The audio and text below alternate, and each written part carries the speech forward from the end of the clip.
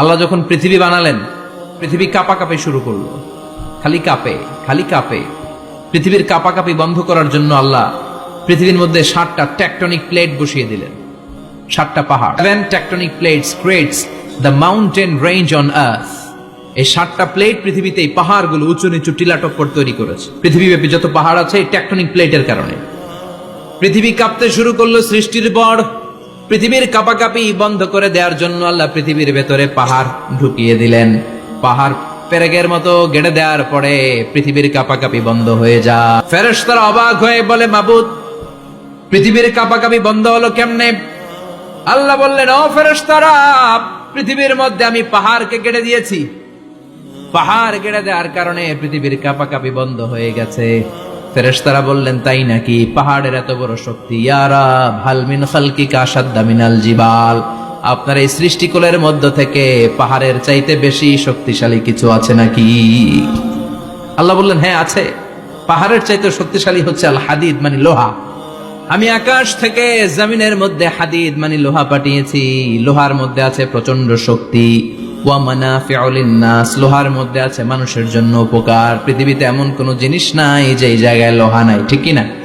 আল্লাহ বললেন, লোহা সবচেয়ে শক্তিশালী। এটা পাহাড়ের চেয়েও শক্তিশালী, কারণ লোহা পাহাড়ের মধ্যেও ঢুকায় দেওয়া যায়, ঠিক কি না? ফেরেশতারা বললেন, আল্লাহ, হাল মিন খালকিকা আশাদ মিনাল হাদিদ, আপনার এই সৃষ্টিকুলের মধ্যে থেকে লোহার চাইতেও কি শক্তিশালী কিছু আছে? আল্লাহ বললেন, নাআম আছে। লোহার চাইতে শক্তিশালী হলো আন্নার, মানে আগুন। আগুনের স্পর্শ পেলে লোহা গলে যায়, ঠিক কিনা? আগুন জ্বালিয়ে দিলে লোহা অস্তিত্ব হারিয়ে ফেলে, লোহা গলে যায়। ফেরেশতারা বলল, আল্লাহ, হাল মিন খালকিকা আশাদ্দা মিনান নার, আপনার সৃষ্টির মধ্য থেকে আগুনের চাইতেও শক্তিশালী কিছু আছে নাকি? আল্লাহ বললেন, আগুনের চেয়েও শক্তিশালী হলো পানি। আগুনের মধ্যে যদি পানি ঢেলে দেয়া হয় আগুন নিভে যায়, ঠিক কিনা? ফেরেশতারা বলল, আল্লাহ, হাল মিন খালকিকা আশাদ্দা মিনাল মা, আপনার সৃষ্টিকুলের মধ্যে পানির চাইতেও শক্তিশালী কিছু আছে নাকি? আল্লাহ কইলেন, আছে। সেটা হইল আর রিহ, মানে বাতাস। সুবহানাল্লাহ কোন? কারণ বাতাসের ঝাপটায় পানি দোলা খায়।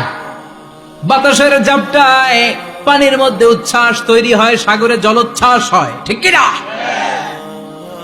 বাতাস ধাক্কা মারলে পানিতে দোলা লাগে, সিডর হয়, নার্গিস হয়, আইলা হয়, মহাসেন হয়, ঘূর্ণিঝড় হয়। পানির চাইতে বাতাস বেশি শক্তিশালী।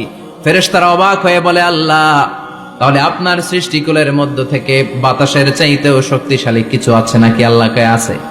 ফেরেশতারা বললেন, বাতাসের চাইতেও শক্তিশালী যদি কিছু থেকে থাকে সেটা কি? আল্লাহ বললেন, সেটা হলো মানুষ, বনি আদম, আল ইনসান। তবে ওই মানুষ যেই মানুষ দান করে, কি করে? ডান হাত যা দান করে বাম হাত সেটা টের পায় না। সুবহানাল্লাহ।